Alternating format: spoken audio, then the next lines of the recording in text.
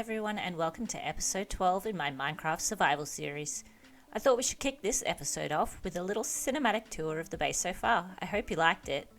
Unfortunately, my voice recording for this part of the episode didn't work, so I am doing a voiceover for the entire first half of the episode. I have some big plans for this episode, including adding some new buildings to the base, exploring the area around our home, and of course collecting a lot of resources so we can work on new projects in the future.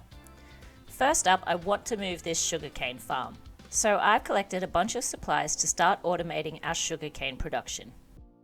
I've got some pistons, some observers, a water bucket, lots of building blocks, and a few decorations to get started with.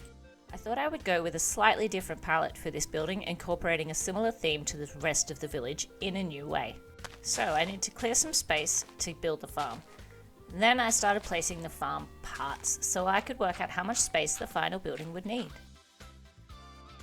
I was adding a water channel when these guys showed up. I thought I would be brave and take them out, forgetting I had turned my base into an actual village. I rushed to get a bucket of milk, but of course I didn't make it in time and triggered my first raid. In a panic, I tried to spawn a small army of iron golems to help me during the raid.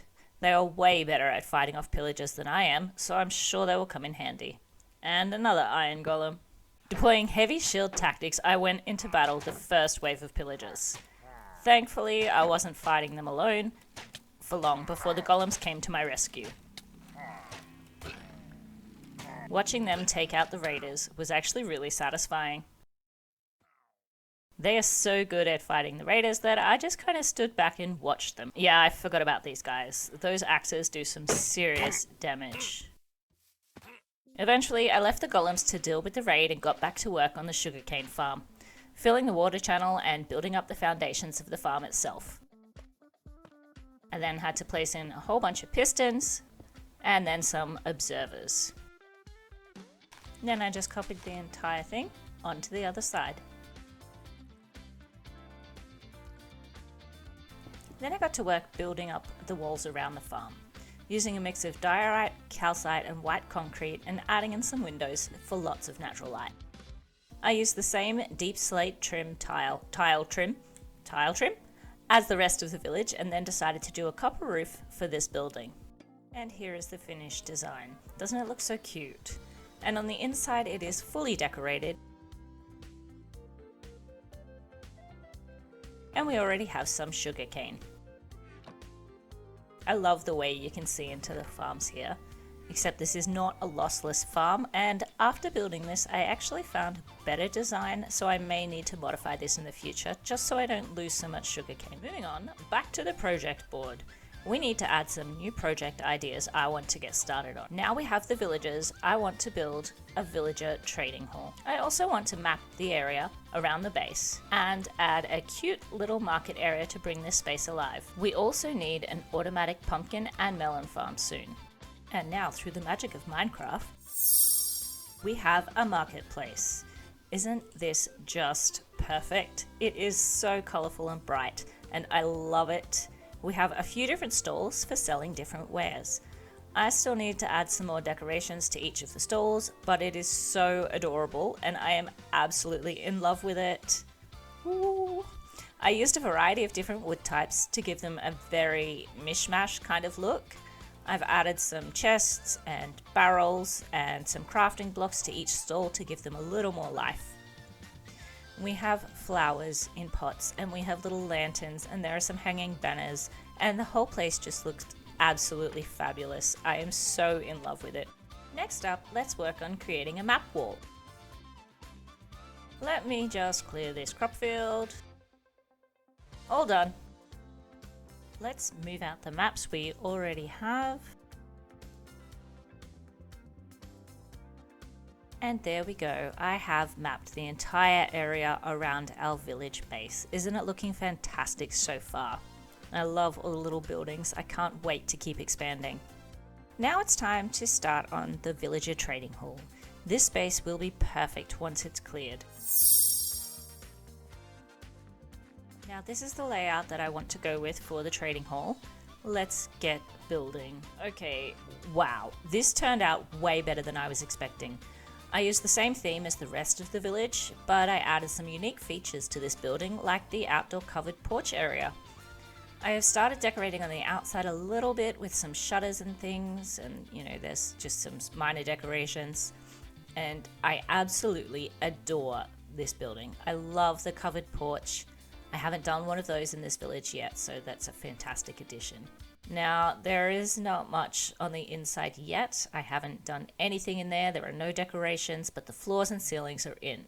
So what we'll be working on next is decorating this entire building inside and out. But there is loads of space inside here to store all of my trading villages. Alrighty. I think I'm pretty much done with the decorations. It could do with some more. It does look a little bit plain up in that top floor, but you know what? There's so much happening inside this building that I'm not too worried about the outside. With the entire village decorated, it's going to blend in, so I'm not too concerned about it. It is just a little plain looking, but I'll live with that. So I've thrown some trees around the outside. This one grew kind of weirdly. I don't love it. It blocks that whole window, but variety. It'll do. So I've got some bushes all around the place. I've added all the shutters upstairs. I'm pretty sure I got all the windows. Just added this little overhang over the door. I thought it looked really too blank, so I threw that in there. There are lanterns around the outside. And then I've got this little storage space in here. I ran out of chests, so I need to come back and throw some more chests in there. And this is what I've done for the actual villager pods, I guess we'd call them. So I've just got the tiled deep slate stairs on the bottom, and I always use stairs on the bottom because the XP can actually pop out through the stairs, whereas if you use a full block, the XP kind of gets caught at the back there. This is the space where their job block goes, so the villager stands in here. I've left this just as slabs so that they can have line of sight. I'm not sure if I've got them at the right level, but they chat to each other in Java, so if I have to move them, that's going to be awkward, but I'll come back and move them later. I just can't remember right now. So I've got strip spruce up the sides to divide them all. I thought the lighter color would go really well with the floor and these pillars, which are normal spruce, so I thought that was a bit of different something. And I went with the amethyst blocks on top. I really love the color of them. They look fabulous and they sound so pretty. But I have trouble ever incorporating them into a build, to be honest, so I thought this was a great way to use up some of those. I've got so many of them from cleaning out the geode in my mine. So that's the villager pods. The trapdoor is here. I can still walk under it, but the villagers can't. It stops them from walking out. So once they get into the pod, you can just leave them here and they actually can't walk out through that trapdoor.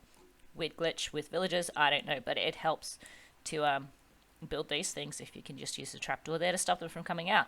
So I've got a whole row down this side of the building so far. I could put some more. Oh no, I've put a window in there, so that's all right. That's fine. I have so much space in here. I really don't need that many. And as you can see, there's a whole bunch more down this side of the building too. And in this corner, I can put some on this side, I think. Ooh, that'll be a bit squishy. There'll be a 1 block gap here to walk in. So maybe I won't. I'll just put some decorations in there or something. So, down this end of the building, you may have noticed this little snaky train track going in here. It runs all the way from the villager breeder that I built out in the glass house. So you can see I had to dig up part of my path because you can't place rail on these path blocks, which I'll have to go back along when it's finished and fix all that up. I hate it. It's awful. It's ruined everything, but I'll live with it while I move the villagers around. So I've got a few bits of powered rail in here just to make sure they make it all the way to the end. And it connects all the way up to the villager breeder over here. So now I get to do the fun task of getting them out of here, taking them all the way over to the building, getting them in their little cubicles, and then placing down the job blocks in front of them until I get the trades that I want. So I think I'm going to start with the farmers because I think I've only got like 3 emeralds to begin with. So to be able to trade with the other ones for what I want, I need to actually get some emeralds. So I've got the massive farms over there, which I was harvesting the other week. So I've got so many potatoes and wheat and a couple of other things that I can trade just to get the emeralds flowing so that I can just trade freely for the books that I want when I get those villagers. So I'm going to get started on transporting them, and this is going to take forever. There's so many in there. I know you can turn this thing off, but I didn't actually make an on-off switch. Worst case, I can go in there and block the beds, but I didn't make that when I built this thing. Probably should have, but oh well. I'm gonna get to work. Alright, moment of truth. Let's see if this works. Oh, he's gonna go too fast for me. Yes, there's a villager in there. We have a villager. Now I have to run all the way over here and see if he goes all the way into his pod. I did test it myself, with myself in the minecart earlier. So it should work, right? Ooh, he made it through here. Yes, we have one villager. Now I'm going to grab out the composters and see if I can get somebody that trades for potatoes, ideally. I want a couple of potatoes trades, and then I've got some wheat as well, so I'll try that too. Let me get rolling. Okay, he's already a farmer. That's good. And he wants some wheat. Let's do it. And I do have beetroots up in the farm, so that's going to be good for later on. I'll be able to trade all my beetroots with him. I'm going to grab one emerald, and now he's locked in. So all he can trade for is these. He'll never change. He'll keep that job, and hopefully shouldn't steal any of the other job blocks. So fabulous. First one, and it's a success. So now we just redirect this train track into the next pod and keep going.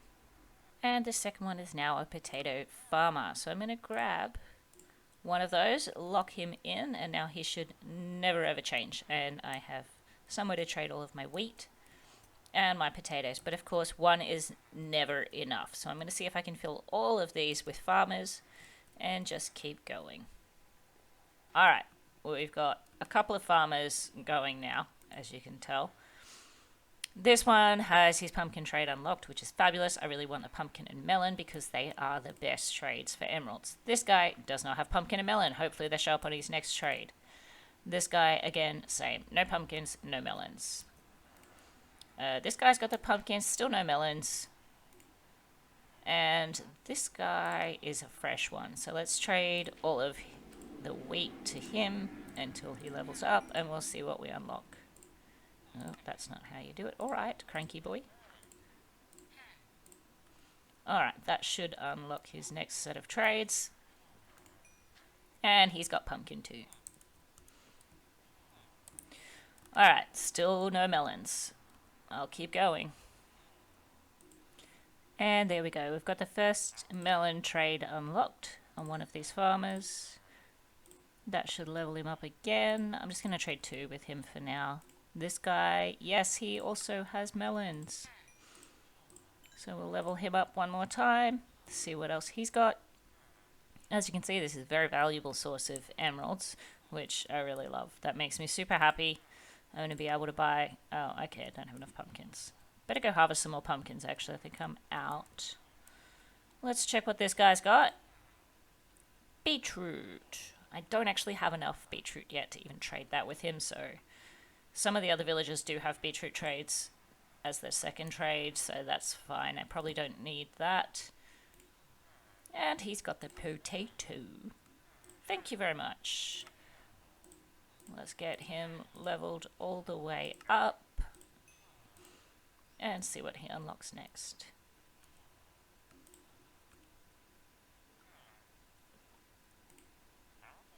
And he's got pumpkins, but I'm out of pumpkins, so I guess I've got one more space. One more can't hurt. Bingo! We got wheat and carrots, which is perfect. Because I can trade the wheat now to lock him in, and then later on, when I get some carrots, I've got somewhere to trade them all. So I'm pretty happy with that. We're just going to level him up one time and see what his next one is. Yeah, thought so. But that's fine. I've got plenty of emeralds. I can always sell him some stuff and unlock the next levels. So I've got all of my farmer villagers in. Ooh, suspicious stew. They're always fun. I'm just going to trade up the rest of these melons. Yeah, that'll do. Alright, now I'm going to keep going. I need to fill up the other side. Maybe not fill it, but I really want a mending book. That is my goal. That is the reason why I'm doing all of this. So I need to go fetch some more villagers. Alrighty. I have acquired 6 lecterns, so that will give me 6. I think there's only 5 on this side, 5 pods, but I've got enough for 6, whatever these guys are called. Clerics? Well, he will be a cleric very shortly. So I've just transferred over the very first one, and I'm going to start the tedious process of rolling his trades to see if I can get mending. That's my goal, so I'm going to start working on mending, and then I'll add a couple more depending on what trades they have.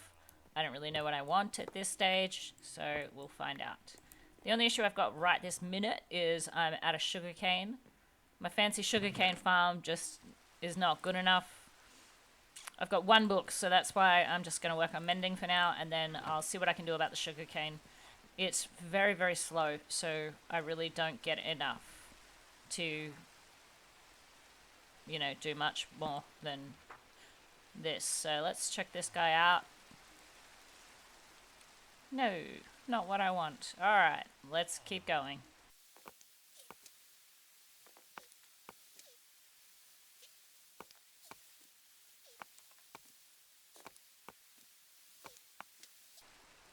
Ooh, fortune, that's a good one. But I do already have a fortune pick right here, so I'm going to keep rolling.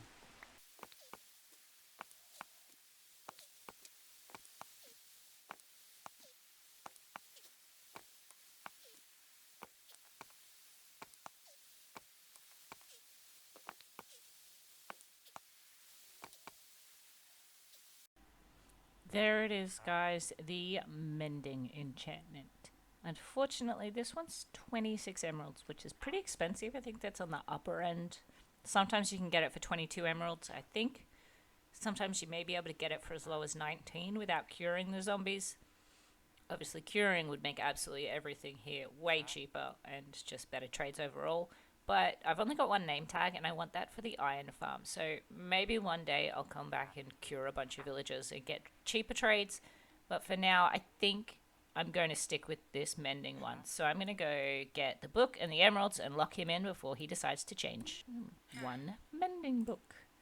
I'm going to go put this on this pickaxe, I think. No, wait a minute. Yeah, I think I'm going to put it on this one, which is not the best pickaxe, but maybe I can upgrade that later on. Okay, this guy's just rolled up Silk Touch, which I'm going to get. Silk Touch is so handy. I think I'm going to make this hoe, I'm going to put Silk Touch on. It's going to make it so much easier to collect leaves and grass and things like that, but ideally for leaves, I use a lot of leaves when I'm decorating. So yeah, this can be fantastic. I'm going to get that one, and that will lock him in, and then I can put Silk Touch on this hoe. So I found a couple more bits of sugarcane, made 2 more books, ran over, bought 2 more mending books, and I've now got one on the netherite pickaxe, which I renamed Fortunate Pick because I couldn't think of anything else. And I put the other one on my chest plate because that's a really good set of enchantments that I really like, so I've put mending on it. Thorns I could do without, but I mean, it's handy when I get attacked by stuff. It hurts the stuff instead of me sometimes, so that's really handy, even though it's not one of my favorite enchantments, but I'm really happy with that. So now I have to go repair all of this stuff, so the tools and the armor, and I'm gonna head down to the XP farm, and I'll be right back. Okay, so now that I've got my tools mostly mended, the ones that have mending are almost full, I really think I need to do some mining. I am desperately low on diamonds and I need more cobblestone. I have some builds planned coming up shortly, and one of them needs a lot of cobblestone for a lot of pistons, so I think I need to go mining, which I'm not looking forward to, but I'm going to smash out as much as I can at both the different mining levels that I have, so I can't just go down to the diamond mining level and get everything because there's no cobblestone down there, which is disappointing. So I'm going to head down here and do as much mining as I can. I think I've got about an hour until I've got to be somewhere else, so I'll get as much as I can done and see what I come out with. Well, this has been one of the longest mining trips I have done in a very long time. You can see the pickaxe there is looking a little worse for wear. I have repaired it a little bit. I was using it to mine some lapis and redstone. I've got so much of it, I didn't really want to use the fortune one for that, and it repaired up my normal pickaxe quite a bit, so that was good. I came out with only 15 diamonds. And this isn't everything I've mined. I have been back up to my storage 3 times. This is the 4th trip I've done down here, and it's going to be the last because I think I've spent around about an hour and a half, maybe a little bit over an hour and a half mining now, and that's enough mining for me today. So I'm going to go put the rest of this away, and then I'm going to take a quick look at the project board and see what I had left. So there are a couple of things here that we can cross off today. The market area, I'm going to say that that's done. I do need to do a few more final things on it, which I'm getting ready to do in just a minute. The villager trading hall, that is definitely built, it's definitely done, and it's operating, so that one can come off. The map wall and area map just over there, if you remember, that's done as well. So I took a lot of things off the project board today, which is fantastic. This makes for a hell of an episode. I've had a ridiculous amount of fun. But yeah, I think that's really it for this episode. I've done a crazy amount of stuff, so I'm going to leave it here. Make sure you subscribe if you want to keep following this series. Make sure you leave me a like if you like this episode. I would really appreciate that. I'm trying to grow my channel at the moment. Also, we have a family Discord, so all of my kids play games, and we decided to make a whole family gaming Discord that you can join. You can probably find the link to that in the description, so if you go down there, you'll be able to click on it and join the Discord, and you can chat with all of us and see what we're up to in our games. Anyway, thanks so much for watching. Bye.